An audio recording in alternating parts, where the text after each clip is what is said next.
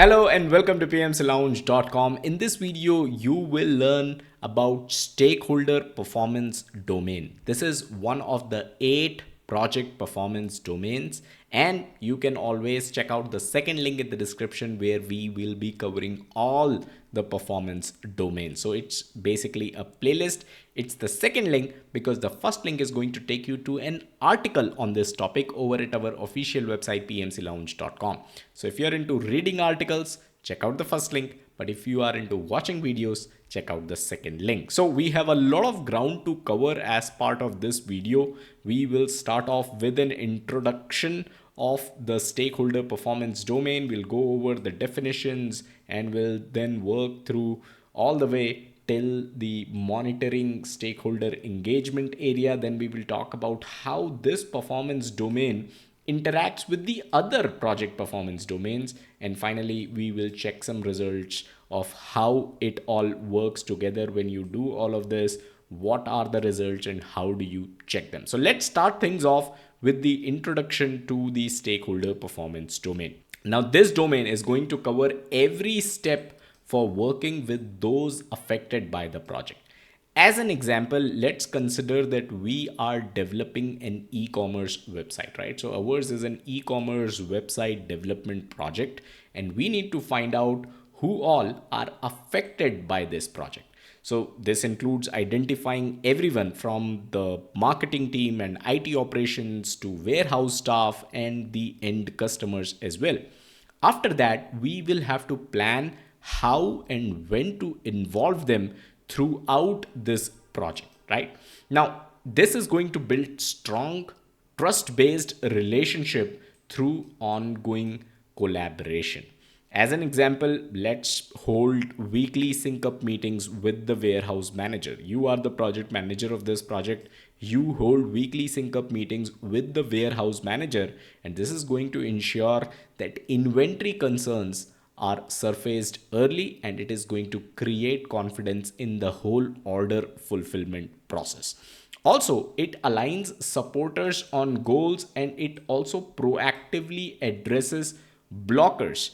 As an example, if you are working with the IT director upfront and you sign off on the go live criteria, right? You get a sign off from the IT director on your go live criteria. It can involve, let's say, a server capacity test, and you basically have some numbers on the server capacity test that need to be obtained by your website in the testing phase, and the IT director agrees to it. Obviously, you have just kept everyone focused on what the shared objectives are, and this is also going to prevent any last minute objections by anyone because all of this was documented and signed off. So this is why stakeholder performance domain is important. You are identifying people, you are getting their sign off, and you are making sure that everyone works towards the shared goals. Let's look at some key definitions. Stakeholder is an individual, a group, or even an organization that may affect, be affected by, or even perceive itself to be affected by even a decision, an activity, or the outcome of your project, program, or portfolio. So as you can see, this is a very wide definition, and it means half of the world can be a stakeholder potentially for your project. Think about COVID vaccines, right? Literally half of the world was the stakeholder in development of COVID vaccines project, right? So this is why it is important to have this definition and making sure that you in your project include everyone from the product owners, and we are back to our e-commerce project example, by the way. So we include our product owner, the developers, the payment gateway provider, customer support team, and the end customer or the shoppers who are actually going to use our e-commerce website. Now, how do we do stakeholder analysis? What is the definition of that? A method of systematically gathering and analyzing quantitative as well as qualitative information to determine whose interests should be taken into account throughout the project. Now, half of the world can be a stakeholder in your project, but it is not important or not necessary that their interest be taken into account throughout the project, right? So we can gather quantitative data like, let's say, each person's budget control, and we can also gather qualitative insights such as the finance leads comfort level with the discount features that we are going to build in our e-commerce website, right? And based on all of this, we will plan how we are going to engage with them. Then there's stakeholder engagement, which refers to ongoing actions to keep the stakeholders informed and also making sure that they are supportive. You can send weekly status emails, you can run interactive demos. Each of these communication activities, right, all of them are going to help keep people aligned and ready to basically help and work to make sure that the project succeeds. So these were some of the key definitions in this performance domain. Let's talk about working with stakeholder. So projects serve real people. That's the bottom line, right? Projects have to serve real people at the end of the day. In our case, that is the e-commerce website development project, it would mean everyone from buyers shopping online to the staff that is handling the orders. So our e-commerce website must deliver fast browsing, it must deliver clear product information, it must deliver smooth checkout for customers. Also, while meeting warehouse needs for simple inventory updates that everyone in the warehouse, working in the warehouse, can take a look at and understand. The stakeholder list grows as new partners and roles emerge. So, whenever you make a stakeholder list, let's say in the beginning of the project, it is not necessarily the final list. So, as the list grows, which is going to happen when you will find new partners and new roles emerging. So we may start with, let's say, the CEO, the marketing, and IT, and then we can also add the shipping API vendor, right? So you need to ship your orders. So the shipping API vendor also becomes a stakeholder. We can then add a legal counsel as compliance and technical requirements also come into the picture. So your stakeholder list is going to grow throughout the project. That's the long and short of this point. Finally, interpersonal skills are as vital as technical expertise. A lot of people say, and I totally agree with this, that project management is all about people management. You should know about the technical side of the things. That is for sure. As a project manager, you're expected to know how an e-commerce website is actually built if that is the project that you're working on. But at the same time, interpersonal skills are also equally important. So developers, they write, let's say, code, they write integration code, but it's active listening and empathy, like understanding a finance director's budget concerns, that keep the project on track, that keep the project approvals on track. So you don't have to write code, that's something that developers do, but you have to have empathy, you have to exercise active listening, and that's how you work with stakeholders. Let's take an overview of the stakeholder engagement area now. So engagement begins even before the project kickoff, and it continues through the post launch support of your project as well.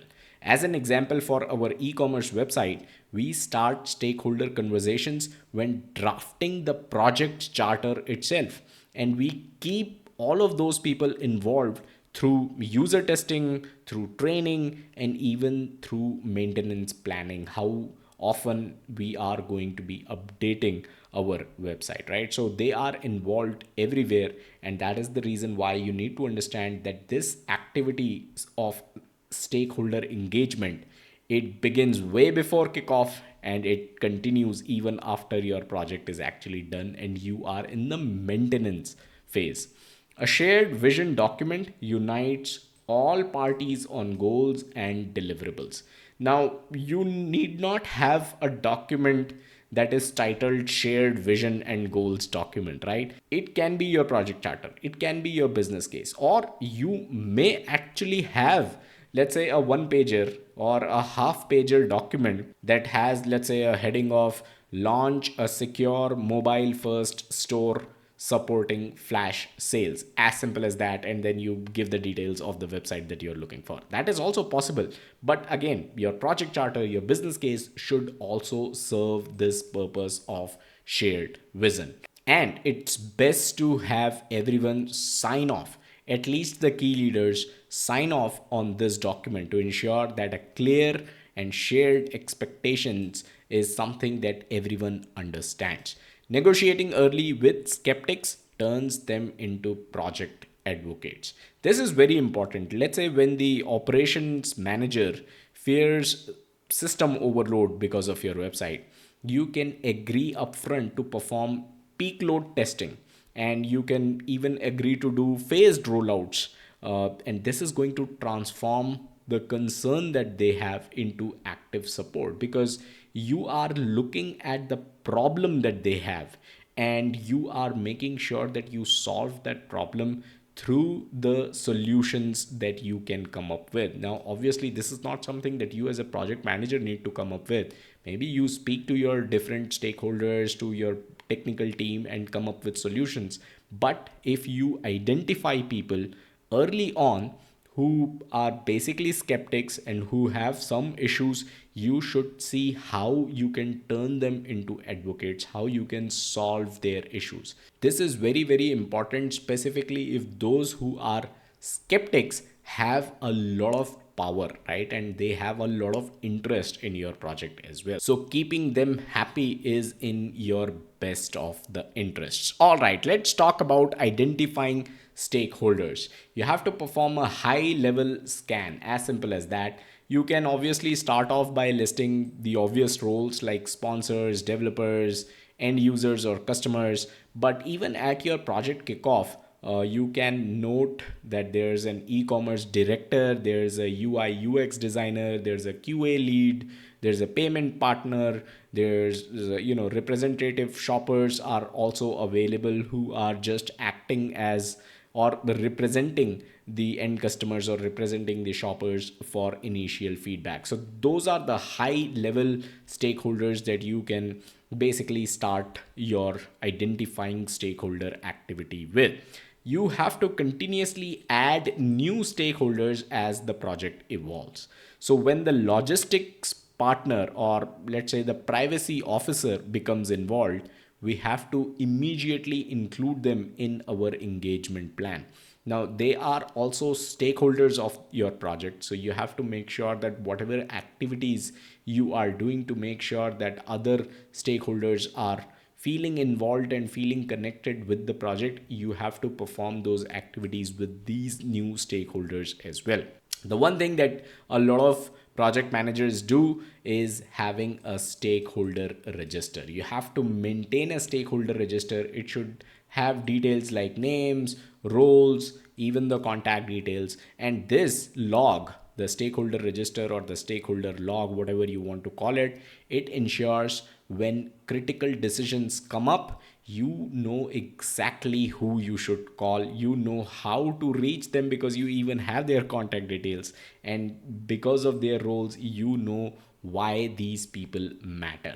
So first of all, identify stakeholders. Continually keep identifying stakeholders throughout the course of your project, and make sure you have the details of the stakeholders, that is documented somewhere, and it is also something that needs to be updated.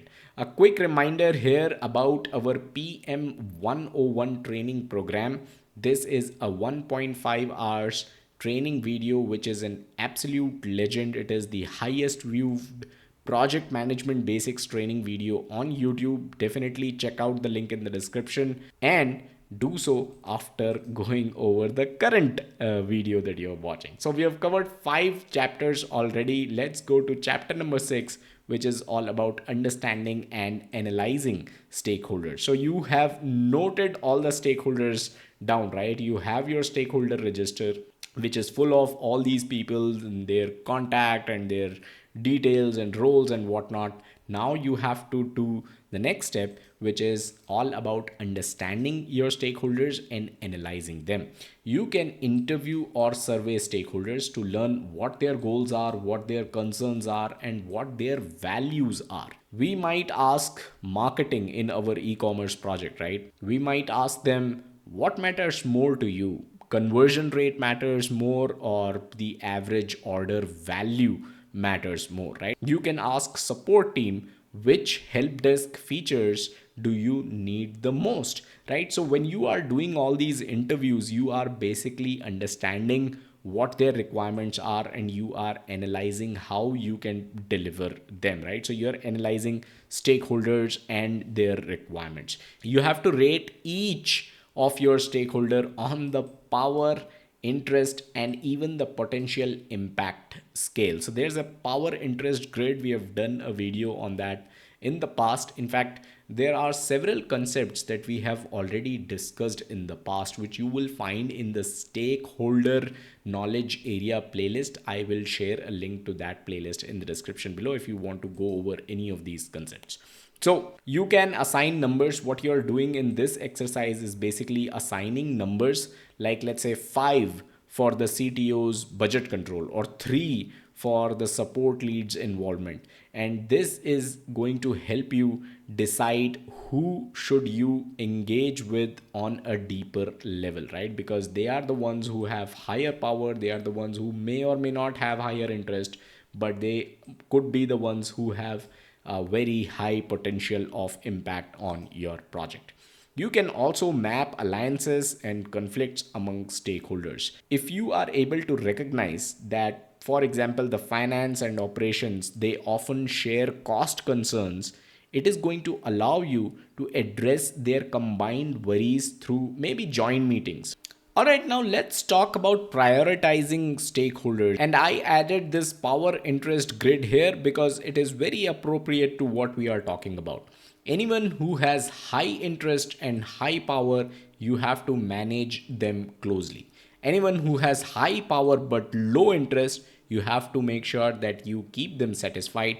Anyone who has low power and low interest, you can simply monitor them. Anyone who has low power and high interest, you can keep them informed. So this is the power interest grid that many project managers make use of. All right, let's continue our discussion. You can place high power, high interest stakeholders, for example, CTO and product owner, in manage closely area, as we saw in that power interest grid, right? Because these individuals, they should receive personalized demos.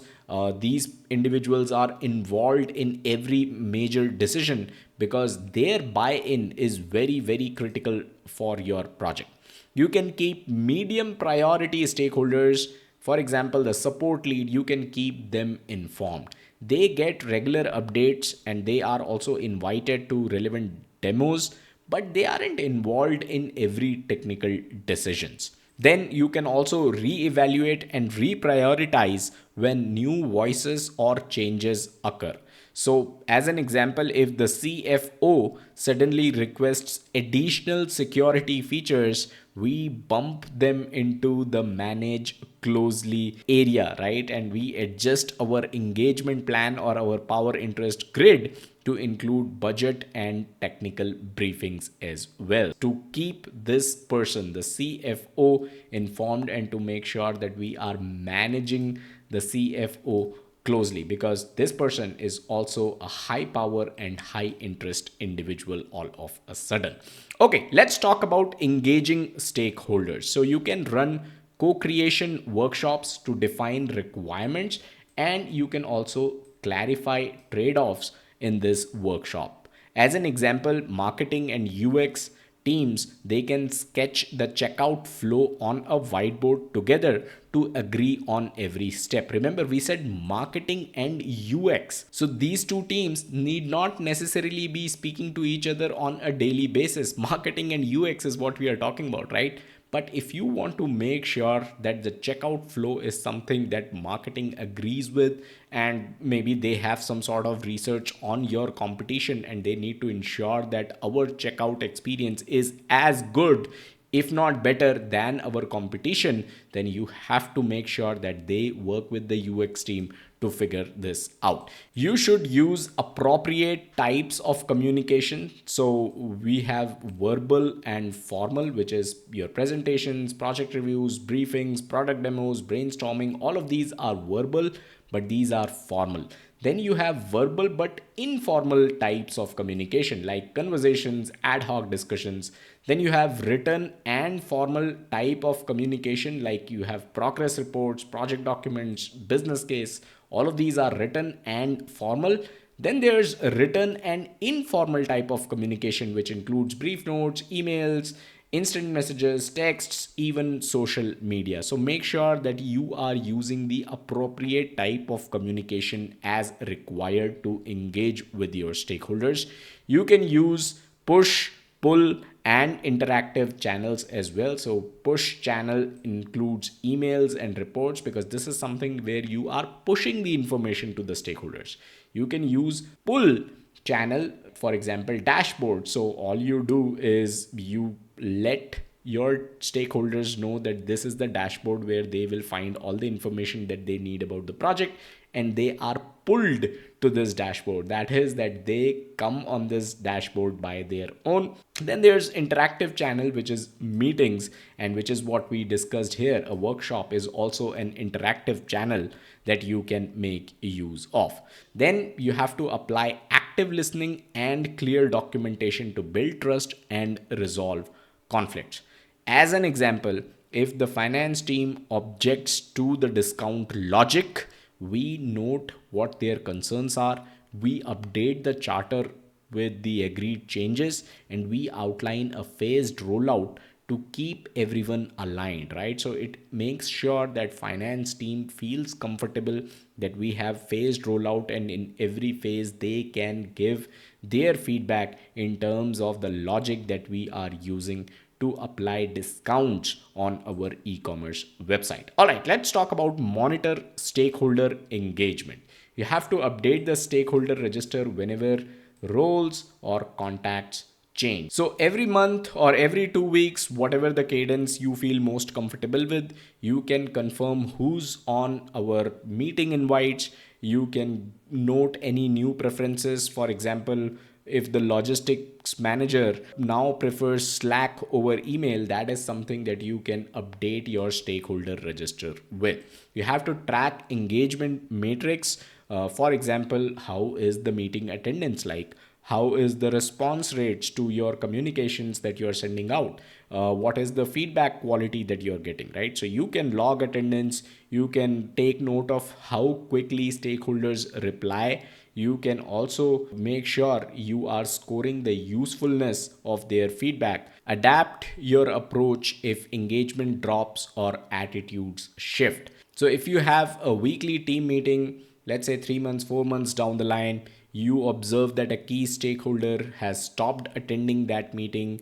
They are also not necessarily responding to your emails as frequently or as quickly as they used to. It is time to schedule a one-on-one with them to understand what their concerns are. Maybe you just have to adjust your meeting times, or you may just have to adjust the format of the meeting or the format of the email to win them back. And this is where you are basically monitoring the engagement of the stakeholders. Now, a quick reminder about our playlist section. All the videos that you need to prepare for your PMP exam is available in our playlist section. All the conceptual videos are there, your exam tips, your practice questions, everything is available. The best part is that everything is free. Head over to the playlist section right now. All right, let's talk about the interactions with other performance domains. And remember, I told you in the beginning when we were discussing the agenda that this performance domain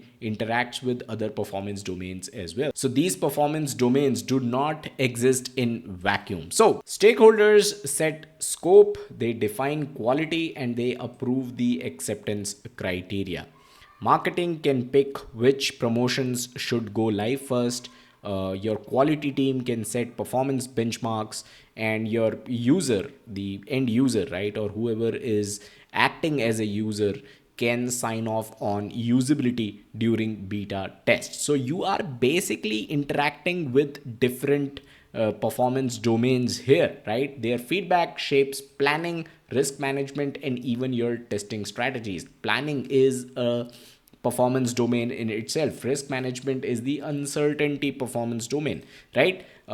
Early input reduces uncertainty. Late objections can introduce delays later, right? So if you are catching UX concerns such as confusion over the cart icon, if you do that early, it is going to prevent costly redesign later. Whereas last minute compliance objections can also extend the schedule, right? So as you can see from the slide, these are the different types of performance domains that you're touching. You're touching the team performance domain, even your development approach and life cycle performance domain. You're touching the planning performance domain. You're also touching the uncertainty performance domain. So all these performance domains are being touched while you are working in your stakeholder performance domain.